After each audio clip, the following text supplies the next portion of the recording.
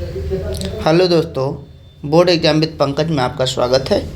आज से हम लोग 10th साइंस का शुरुआत करने जा रहे हैं, जिसमें पहला चैप्टर से शुरुआत करेंगे और अंतिम चैप्टर तक लाइन बाय लाइन पढ़ेंगे। कोई कंसेप्ट होगा उसे समझेंगे, नंबरिकल होगा उसे सॉल्व करेंगे। यानी एनसीईआरटी को पकड़कर और भी आजू बाजू की जो चीज़ें होगी रिलेटेड, इससे सभी को पढ़ते हुए चलेंगे।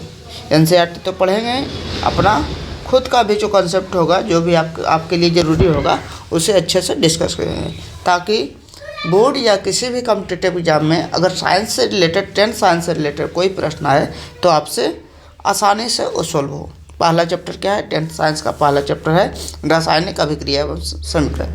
पहले किताब को पढ़ते हैं, उसके बाद जो समझ में आएगा वो हम समझाएंगे। उसके बाद इसमें क्या और इनपुट हमें ऐड करनी है उसे ऐड करेंगे। तो समझिए, कह रहा है पहला यहाँ से, आपने दैनिक जीवन की निम्नलिखित परिस्थितियों पर ध्यान दीजिए और विचार कीजिए कि क्या होता है जब गर्मियों में कपड़ों के ताप पर दूध को खुला छोड़ दिया जाता है। क्या कर रहा है? गर्मियों में कमरे के ताप क्या होता है ये बता दीजिए। कमरे के ताप याद रखिएगा, पूछे कमरे का ताप कितना होता है तो 25 डिग्री से कमरे का ताप होता है। कमरे का ताप कितना लगभग होता है तो याद रखिएगा, ऑब्जेक्टिव बहुत बार बना है, 25 डिग्री से कमरे का ताप होता है। तो कह रहा है गर्मियों में कमरों के ताप पर दूध को खुला छोड़ दिया जाता है तो क्या होता है, सोचिए। दूसरा, लोहे का तवा अथवा तसला अथवा कील को आर्द्र वायुमंडल में खुला छोड़ दिया जाता है तो क्या होता है, हमको पता है, जंग लग जाता है। इसमें जंग लगेगा। इसमें क्या होगा, गर्मियों में कमरे के ताप पर दूध खुला छोड़ दिया जाएगा तो 1-2 दिन में दूध खराब हो जाएगा। अंगूर का किण्वन हो जाता है। अंगूर का किण्वन, ये किण्वन का मतलब उसमें फफूंदी आ जाना, उसमें जो होता है ना महक आने लगना, उसे किण्वन कहते हैं। ऐसे किण्वन बाद में पढ़ेंगे कि ग्लूकोज का ऑक्सीकरण द्वारा ऑक्सीजन की अनुपस्थिति में उसका जो शराब बनाने की क्रिया होती है वो किण्वन कहलाता है। अगर भोजन पकाया जाता है तो क्या होता है, कच्चा भोजन डालते हैं, पका भोजन होता है। हमारा शरीर भोजन को पचा लेता है तो क्या होता है, खाते तो हम सही, निकलता कुछ और ही है। क्या होता है, हम सांस लेते हैं तो क्या होता है, ये सब बातें पर विचार कीजिए। इन सभी परिस्थितियों में प्रारंभिक वस्तुओं की प्रकृति और पहचान कुछ ना कुछ बदल जाती है। सही बात है, अगर अंगूर का किण्वन हो जाता है तो अंगूर सड़ जाता है तो अंगूर रहा नहीं, अलग पहचान बन जाती है। जैसे मान लीजिए चावल बना रहे हैं तो चावल बनाए तो क्या, चावल से इसकर भात बन गया, चावल तो बनेगा नहीं, पहचान बदल गया। और क्या कह रहा है, पदार्थ के भौतिक और रासायनिक गुणों के बारे में हम पिछली कक्षा में पढ़ चुके हैं। देखिए, जो भी कहेगा पिछली कक्षा में पढ़ चुके हैं उसे हम समझते चलेंगे। भौतिक गुण का मतलब क्या होता है, यहाँ पहले समझते हैं।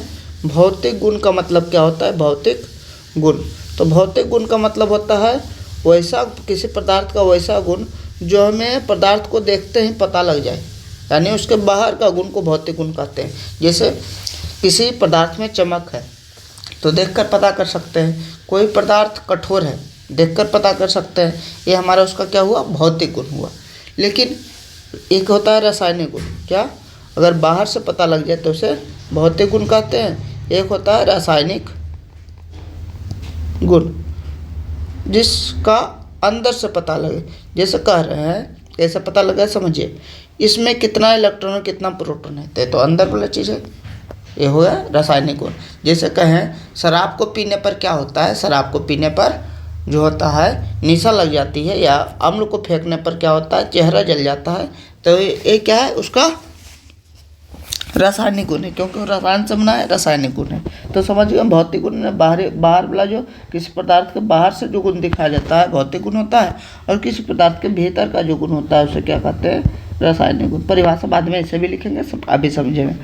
कह रहा है, जब हम कोई रासायनिक परिवर्तन होता है तो हम कह सकते हैं क्या, एक अभिक्रिया, यह क्या है, एक रासायनिक अभिक्रिया हुई। एक होता है रासायनिक परिवर्तन, क्या होता है, रासायनिक परिवर्तन। एक होता है भौतिक परिवर्तन, भौतिक परिवर्तन। रासायनिक परिवर्तन क्या होता है? ऐसा परिवर्तन जिसमें कोई अलग वस्तु नहीं प्राप्त होती है, जिसे मूल वस्तु नहीं प्राप्त की जा सकता। जैसे मान लीजिए कागज़ को जला दिए तो कागज़ जब जल गया तो कागज़, जला हुआ कागज़ से कागज़ तो प्राप्त नहीं होगा, तो नई वस्तुएं प्राप्त होती है, यानी पुनः पुरानी वस्तु प्राप्त नहीं की जा सकती, पुनः पुरानी वस्तु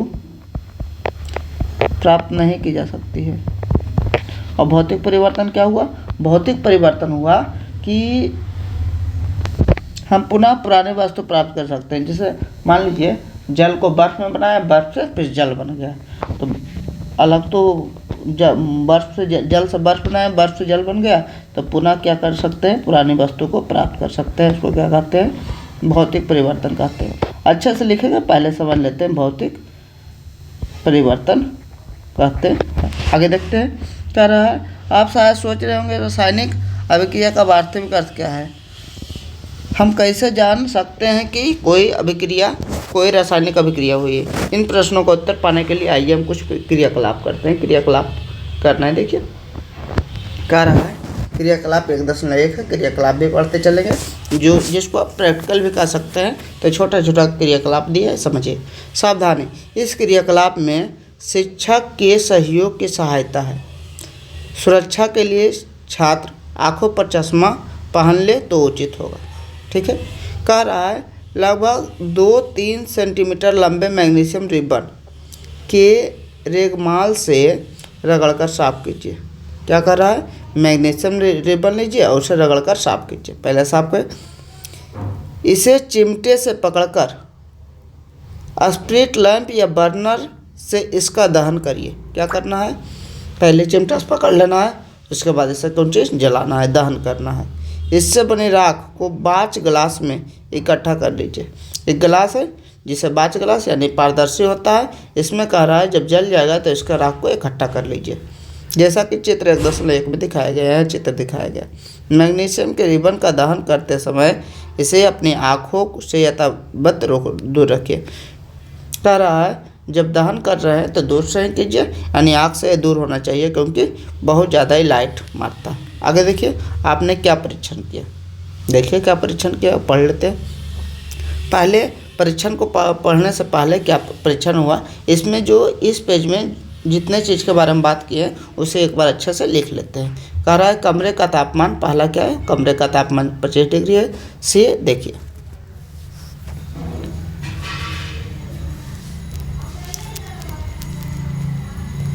अगर ऑब्जेक्टिव पूछेगा कमरे का तापमान कितना होता है, कमरे का तापमान कितना होता है, तो याद रखिएगा कितना होता है? 25 डिग्री सेंटीग्रेड। दूसरा जो हम लोग इसमें पढ़े हैं, उसमें पढ़े भौतिक गुण क्या होता है, रासायनिक गुण क्या होता है। तो कहेगा भौतिक गुण क्या होता है, तो भौतिक गुण का परिभाषा होता है भौतिक गुण। इसका जो परिभाषा होता है वो है किसी पदार्थ या वस्तु का वह गुण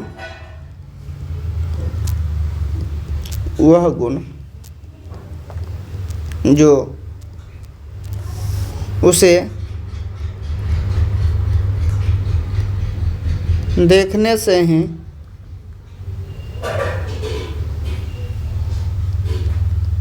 पता लग जाता है,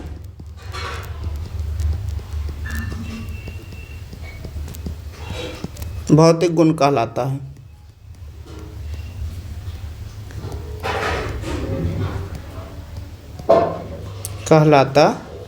है। आगे क्या है? एक रासायनिक गुण है। किसको कहते हैं रासायनिक गुण? समझिए, रासायनिक गुण जैसे भी इसमें लिख सकते हैं। रासायनिक गुण कहते हैं किसको? पहले ये समझ लेते हैं, उसके बाद लिखते हैं। रासायनिक गुण किसी वस्तु का वह गुण, किसी वस्तु का वह गुण जिसे बाहर से नहीं देखा जा सकता है, बाहर से देखकर पता नहीं लगाया जा सकता है, पता नहीं लगाया जा सकता है। क्या होता है? रासायनिक गुण कहलाता है। रासायनिक गुण कहलाता है। जैसे समझते हैं अच्छे से, जैसे में एक दो लिख लेते हैं, अच्छे से समझ जाएंगे। जैसे मान लीजिए भौतिक गुण, कहें कोई जो पदार्थ है चमकीला है, तो चमकीला किसी पदार्थ का भौतिक गुण होगा कि रासायनिक गुण होगा? तो चमक हम आँख से देख कर बता सकते हैं, यानी चमक क्या है? हमारा भौतिक गुण है। रासायनिक गुण में जैसे हम क्या है, मान लीजिए एक बोतल में हम शराब लें और एक बोतल में अम्ल लें, दोनों को बाहर से देखने पर एक ही पता लगेगा। बाहर से देख रहे हैं तो अम्ल भी पानी जैसा ही है और शराब भी पानी जैसा ही है, लेकिन शराब को तो पी सकते हैं, लेकिन अम्ल को पीजिएगा तो अम्ल समझ सकते हैं, पूरा जल जाएगा। तो जैसे क्या हुआ, अम्ल एवं शराब की प्रकृति, ये क्या है? उसका अंदर का गुण है। इससे क्या कहते हैं? रासायनिक गुण। तो रासायनिक गुण और भौतिक गुण आप समझ गए होंगे। आगे बढ़ते हैं। देखिए इसमें और क्या पढ़े थे?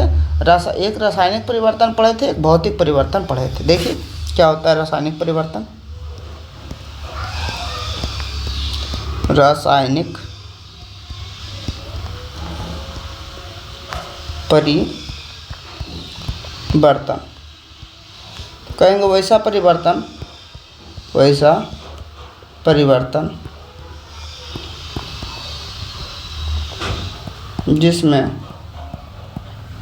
पुनः मूल वस्तु की प्राप्ति नहीं होती है। मूल वस्तु की प्राप्ति नहीं होती है, क्या कहलाता है? रासायनिक परिवर्तन कहलाता है। रासायनिक परिवर्तन कहलाता है। जैसे बोलते हैं कागज़ का जलना, अगर जल गया कागज़ तो कागज़ तो नहीं बना सकते हैं। जैसे कागज़ का जलना, और क्या? भोजन का पचना। आप समझ रहे होंगे। इस प्रकार सभी जो परिवर्तन है वो रासायनिक परिवर्तन। एक क्या होता है? भौतिक परिवर्तन होता है। भौतिक परिवर्तन क्या होता है? भौतिक परिवर्तन, तो भौतिक परिवर्तन होता है ऐसा परिवर्तन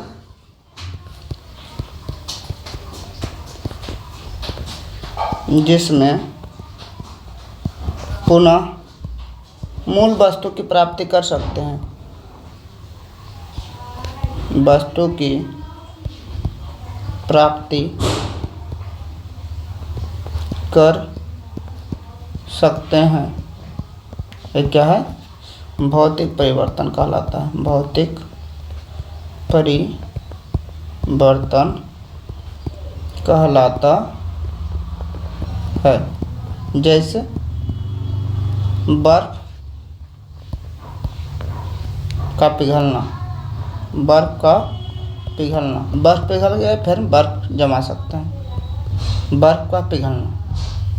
एक क्वेश्चन इसमें समझ लीजिए अच्छे से, आप सोचिएगा कि मोमबत्ती का पिघलना, मोमबत्ती का पिघलना कौन सा परिवर्तन? रासायनिक का भौतिक है।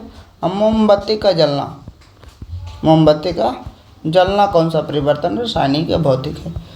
अब समझिए, अगर मोमबत्ती, वीडियो रोककर आंसर आप देने की कोशिश कीजिए। अगर मोमबत्ती पिघल जाएगा तो दूसरा मोमबत्ती बना सकते हैं, यानी फिर मोमबत्ती बन गया तो पिघल गया, तो भौतिक परिवर्तन जिसमें दोबारा काम हो गया वो भौतिक परिवर्तन होता है। अब समझिए, अगर मोमबत्ती जल गया, समझिए बात को, मान लीजिए हमारा इतना बड़ा मोमबत्ती था, वो पिघल गया, कुछ जला भी कुछ पिघला भी, तो जला तो अगला बार जब मोमबत्ती इससे पिघला हुआ भाग से बनाएगा तो इससे छोटा मोमबत्ती बनेगा, यानी मोम का कुछ भाग जल भी गया। जो जल गया वो तो हवा में मिल गया, तो हवा में राख बन के हवा में मिल गया, तो क्या है? हमारा रासायनिक परिवर्तन है। जिसकी जो जल गई वो तो आएगी नहीं, जो पिघला उसे नहीं बना सकते हैं, तो ये क्या हुआ? हमारा रासायनिक परिवर्तन। दोनों बात को अच्छा समझे होंगे। पूछ सकता है दोनों कौन सा परिवर्तन भौतिक और रासायनिक परिवर्तन दोनों में होता है, तो मोम में दोनों परिवर्तन होता है। जलता है तो रासायनिक परिवर्तन और पिघलता है तो भौतिक परिवर्तन। आगे बढ़ते हैं, इस अभिक्रिया पर फिर से आते हैं। इसमें कहा क्या रहा था, रिबन, एक रिबन का क्या मैग्नीशियम का रिबन लीजिए, उसे साफ कीजिए और उसे बर्नर से जलाइए, थोड़ा दूर रहिए। उसके बाद उसे उसका राख जो है उसे इकट्ठा कीजिए एक कौन सी बाच ग्लास में। उसके बाद क्या होता है, इसमें जब देखिएगा ऐसा तो इससे एक उजला कलर का लौह निकलता है, यानी आग निकलता है। समझिए, इसको आगे बढ़ाते हैं। आपने देखा कि चमकदार लौह के साथ मैग्नीशियम का रिबन का दहन हो रहा है, यह श्वेत चूर्ण में परिवर्तित हो गया। जो उसका राख रहेगा वो कैसा रहेगा, श्वेत रहेगा। कैसा रहेगा, श्वेत रहेगा। आगे देखिए, यह मैग्नीशियम ऑक्साइड का चूर्ण है। क्या है, मैग्नीशियम था, ऑक्सीजन से संयोग किया, कहा है कि वायुमंडल में ऑक्सीजन है, तो मैग्नीशियम के ऑक्साइड का चूर्ण है। वायु की उपस्थिति में ऑक्सीजन और मैग्नीशियम के बीच अभिक्रिया के कारण यह बनता है। वायु में क्या ऑक्सीजन है, इसके कारण यह बनता है। तो दो चीज़ इसमें याद रखना है। याद क्या रखना है, जब मैग्नीशियम के रिबन को जलाया जाता है तो लौह निकलता है। किस चीज़ का लौह निकलता है, कैसा, तो चमकदार लौह निकलता है, श्वेत लौह निकलता है, जो आग निकलता है। और जो चूर्ण निकलता है, चूर्ण वो कैसा होता है, उसका भी रंग श्वेत होता है। उसका रंग कैसा होता है, उसका भी रंग श्वेत होता है। चूर्ण किस चीज़ का होता है, तो चूर्ण मैग्नीशियम ऑक्साइड का होता है। तो इन तीनों बात को अच्छे से लिख लेंगे। क्या क्या, कि जब मैग्नीशियम का मतलब Mg समझते होंगे, Mg को जलाया जाता है तो चमकदार लौह के लौह के साथ जलता है, लौह के साथ जलता है। इसके बाद इसको जब जलाया जाता है तो इसका जो चूर्ण प्राप्त होता है, चूर्ण श्वेत रंग का होता है। और क्या, जो चूर्ण होता है वो किसका होता है, मैग्नीशियम ऑक्साइड का होता है। इतना चीज़ यहाँ ध्यान रखना। अगला देखिए, क्रियाकलाप 2। क्रियाकलाप 2 में कह रहा है एक प्रश्नली, यानी एक प्रश्नली में लेड नाइट्रेट क्या होता है, PbNO3। कैसे फार्मूला बनता है, फार्मूला भी आगे बनाना सिखाएंगे। जिसमें इसमें घोल लीजिए, कहा है एक प्रश्नली में लेड नाइट्रेट से घोल लीजिए। लेड PbNO3 उसका नाइट्रेट, लेड PbNO3 का घोल लीजिए। पोटेशियम आयोडाइड का घोल मिला दीजिए। पोटेशियम आयोडाइड मैंने KI, पोटेशियम आयोडाइड का घोल मिला दीजिए। आपने क्या परीक्षण किया, देखिए परीक्षण क्या होगा। एक प्रश्नली है जो शीशा का बर्तन है, इसे प्रश्नली कहते हैं। इसमें दो चीज़ मिला दी है, क्या क्या मिला है, PbNO3 और KI मिला दी है। उसके बाद देखिए क्या रहा है, इसका आगे तो दिया नहीं। अगर ये दोनों लेंगे तो क्या होगा, हम बता देते हैं क्या होगा। अगर ये दोनों होगा तो अभिक्रिया होगी। अभिक्रिया में क्या होगा, PB के साथ I चल जाएगा और K के साथ NO3 चल जाएगा। PB के साथ कौन होगा, PB के साथ I चल जाएगा और K के साथ NO3 चल जाएगा, यानी PbI और KNO3 का निर्माण होगा। देखिए नया पदार्थ बन रहा है, यानी इसे अभिक्रिया। ये समझाने की कोशिश कर रहा है कि अभिक्रिया क्या है। अगला क्या है, एक शंक्वाकार फ्लास्क या प्रश्नली में कुछ दानेदार जिंक लीजिए। कह रहा है इसमें दानेदार जिंक लेना है, जिंक मैंने Zn लेना है। आगे इसमें तनु हाइड्रोक्लोरिक अम्ल या सल्फ्यूरिक अम्ल मिला दीजिए। हाइड्रोक्लोरिक अम्ल या सल्फ्यूरिक अम्ल, हाइड्रोक्लोरिक अम्ल कहाँ पाया जाता है, पेट में पाया जाता है। पेट के अम्ल को हाइड्रोक्लोरिक, तो याद रखिएगा। HCl कहाँ पाया जाता है, पूछ सकता है, तो पेट में पाया जाता है। H2SO4 कहाँ पाया जाता है, तो ये बैटरी अम्ल कहते हैं। बैटरी अम्ल पूछेगा तो कौन सी, H2SO4। सल्फ्यूरिक अम्ल कहते हैं, इसको हाइड्रोक्लोरिक अम्ल कहते हैं। ये दोनों में कोई मिला दीजिए, क्योंकि ये दोनों बहुत मजबूत अम्ल है। अम्ल का इस्तेमाल सावधानी से कीजिए। क्या जस्ते के दाने से कुछ के आसपास कुछ होता दिखाई दे रहा है, हाँ, जस्ते के दाने के आसपास कुछ बुलबुला जैसा उठता दिखाई देगा, और वो कौन सा होगा, वो जो होगा वो हाइड्रोजन गैस होगा। ऊपर दिए गए 3 क्रियाकलाप के आधार पर हम कह सकते हैं किसी परीक्षण की सहायता से हम निर्धारित कर सकते हैं रासायनिक अभिक्रिया हुई है। अवस्था में परिवर्तन हो सकता है या रंग में परिवर्तन हो सकता है। क्या हो सकता है, गैस का निष्कासन हो सकता है, इसमें गैस निकलेगा, हाइड्रोजन गैस का निर्माण होगा। और तापमान में परिवर्तन हो सकता है। इस प्रकार अगर कोई भी परिवर्तन हो गया, अवस्था में परिवर्तन हो गया, रंग में परिवर्तन हो गया, कोई चीज बनाने से, या गैस निकल गया, या तापमान में परिवर्तन हो गया, तो हम कह सकते हैं कि रासायनिक पदार्थ, रासायनिक अभिक्रिया हुई है। यदि हम आसपास में हो रहे परिवर्तन को देखें तो पाएंगे हमारे चारों ओर विभिन्न प्रकार के रासायनिक अभिक्रिया हो रही है। इस अध्याय में हम विभिन्न प्रकार के रासायनिक अभिक्रिया उनका प्रतीकात्मक निरूपण को देखेंगे। सिंबल में उसे कैसे कहता है? रासायनिक समीकरण। रासायनिक समीकरण होता क्या है इसे समझिए। रासायनिक समीकरण यानी अगर रासायनिक अभिक्रिया होगा तो ये क्या क्या परिवर्तन होगा, ये ध्यान रखिएगा। अगर रासायनिक अभिक्रिया होगी, एक रासायनिक अभिक्रिया होगी तो ये परिवर्तन होगा, अवस्था में परिवर्तन, रंग में परिवर्तन, गैस का निष्कासन या तापमान में परिवर्तन। ये भी क्वेश्चन एक यहाँ लिख लेंगे हम कि रासायनिक अभिक्रिया का क्या क्या परिवर्तन होता है। तो 3-4 परिवर्तन आपको ध्यान रखना है। अब रासायनिक समीकरण क्या होता है? अभिक्रिया तो समझे थोड़ा कि अभिक्रिया क्या हो रही है।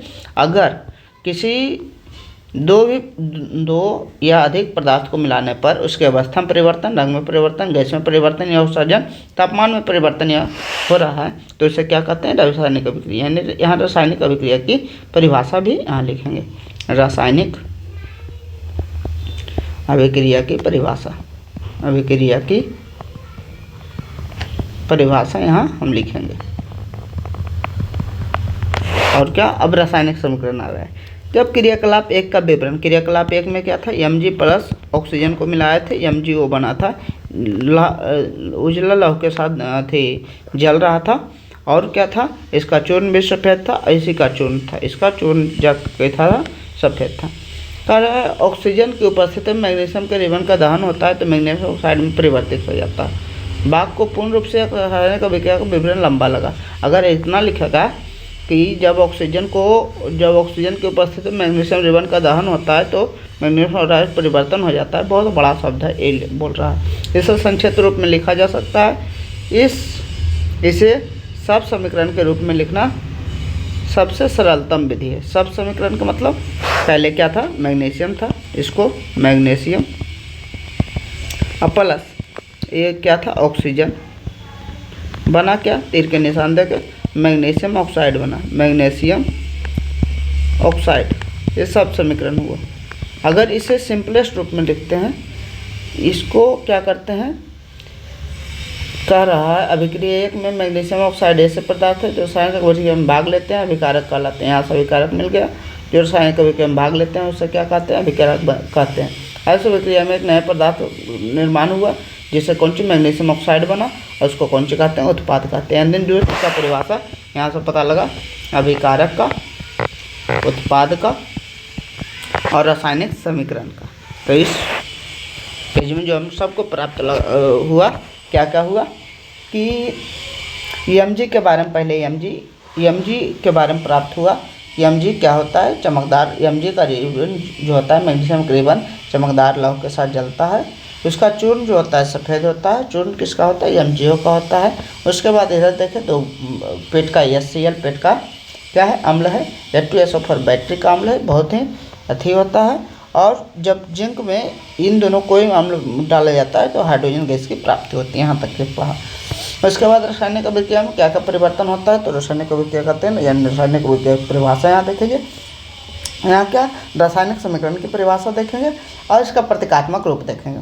उसके बाद सब समीकरण यहाँ एक लिखा, सब समीकरण शब्द लिखा, उसको जस्ट लिखेंगे और अभिकारक उत्पाद यहाँ देखेंगे। समझिए क्या क्या यहाँ हुआ। ये सब कह रहा है पहले मैग्नीशियम के बारे में 2 चीज़, मैग्नीशियम के बारे में 2 चीज़। जब मैग्नीशियम के रिबन को जलाया जाता है, जब मैग्नीशियम, जब इसे वायु की उपस्थिति में जलाया जाता है तो यह श्वेत लौह के साथ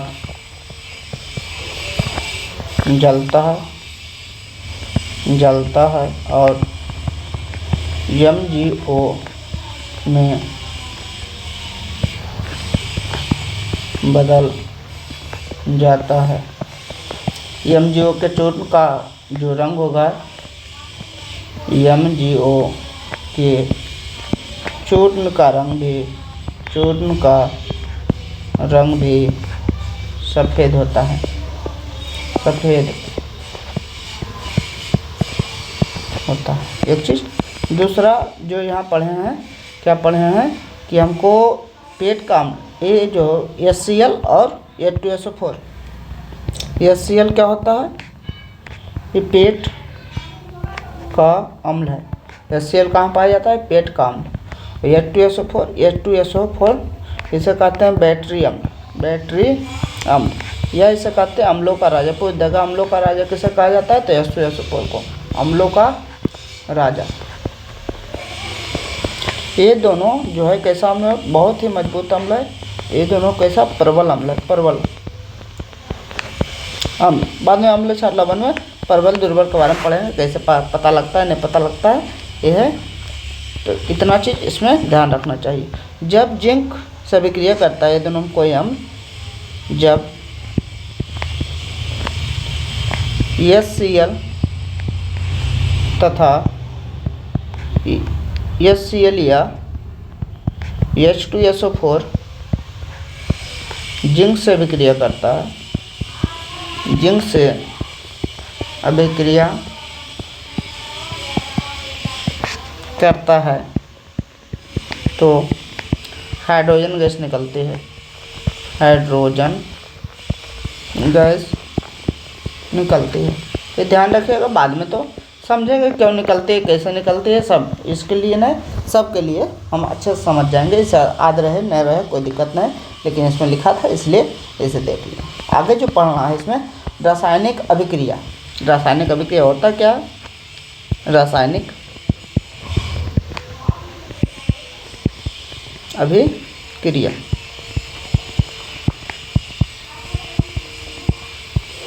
जब दो या अधिक पदार्थ मिलते हैं और उसके अवस्था में परिवर्तन, रंग में परिवर्तन,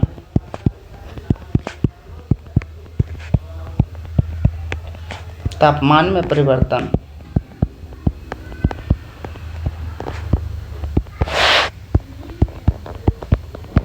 यदि चीज़ें घटित होती है, तीन चार चीज था, क्या क्या था, रंग, गैस का निष्कासन, गैस का उत्सर्जन, क्या बोल रहा है, जब दो या अधिक पदार्थ मिलते हैं और उससे उसके अवस्था में परिवर्तन, रंग में परिवर्तन, तापमान परिवर्तन, गैस का निष्कासन, यदि होती है तो उसे रासायनिक अभिक्रिया कहा जाता है। रासायनिक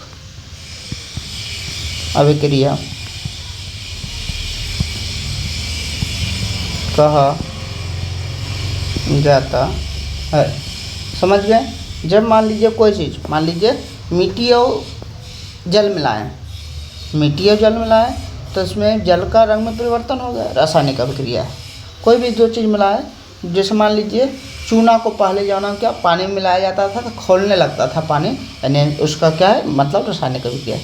तो तीन चार चीज़ अच्छे से याद रखिएगा। क्या क्या, ये चीज़ कि अगर दो चीज़ को मिलाने से अवस्था में परिवर्तन होने लगा, रंग में परिवर्तन हो गया, तापमान में परिवर्तन हो गया, या कोई भी गैस निकल गया, उत्सर्जित हो गया, तो उसे क्या कहेंगे, रासायनिक हम अभिक्रिया कहेंगे। अब है रासायनिक समीकरण। रासायनिक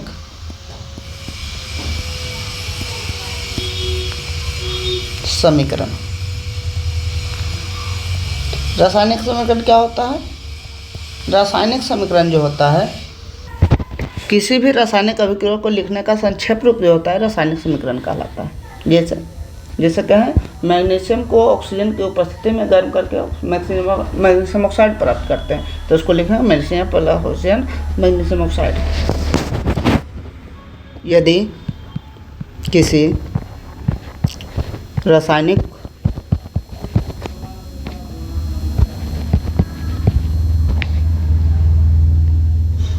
अभिक्रिया को संक्षेप में या प्रतीक में लिखते हैं तो उसे क्या कहते हैं? रासायनिक समीकरण कहते हैं। रासायनिक समीकरण कहते हैं। जैसा मान लीजिए लिखे magnesium plus oxygen,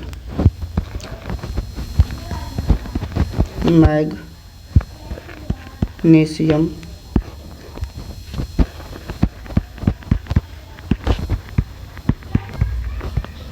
plus oxygen क्या बनाए? Magnesium oxide.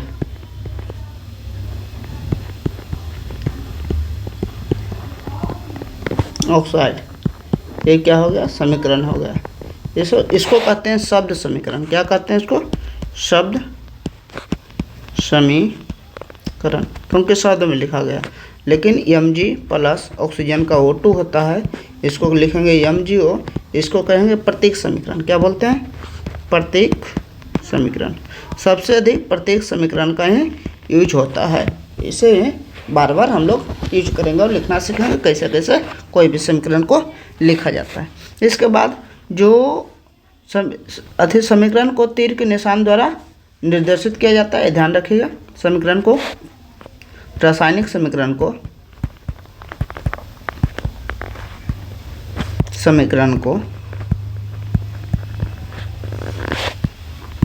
तीर के निशान द्वारा अंकित किया जाता है। तीर के निशान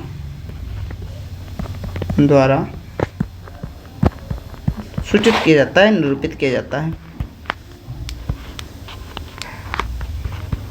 निरूपित किया जाता है। दो शब्द आप पढ़े थे, अभिकारक। अभिकारक में अभिक्रिया में जो भाग लेता है वो अभिकारक है। अभिक्रिया के बाद जो बनता है उसे क्या कहते हैं? उत्पाद या प्रतिफल कहते हैं। दोनों शब्द लिख लेते हैं। पहला है अभिकारक और दूसरा है उत्पाद। उत्पाद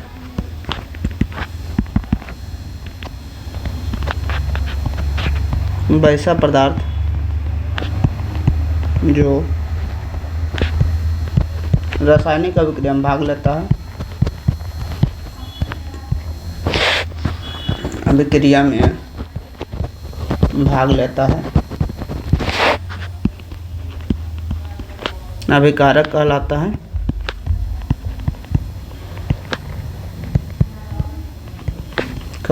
है।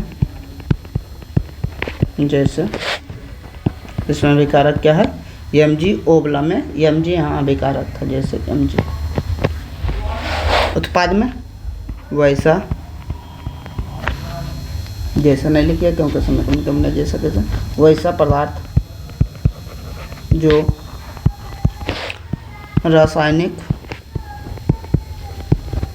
अभिक्रिया के बाद बनता है,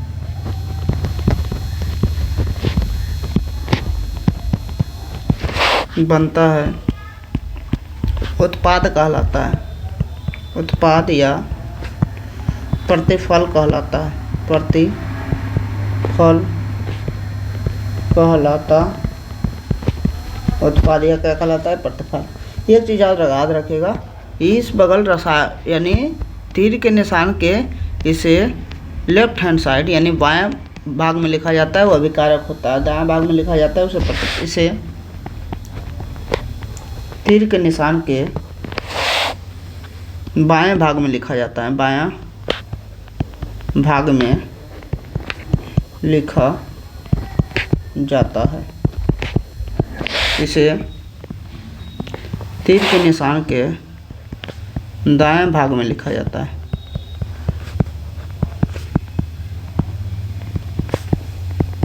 आज इतना है। उसके बाद अगला दिन पढ़ेंगे कैसे समीकरण को लिखा जाता है, समीकरण फार्मूला कैसे बनाया जाता है, सब बातें पर चर्चा विस्तृत रूप से चर्चा आगे करेंगे। Thank you so much for watching this video. अगर ये वीडियो अच्छा लगा और इस प्रकार आप चाहते हैं पूरा साइंस को कंप्लीट रूप से अच्छे से कराया जाए तो इस वीडियो को ज़्यादा से ज़्यादा शेयर करें, सब्सक्राइब करें। Thank you so much for watching this video. Thank you.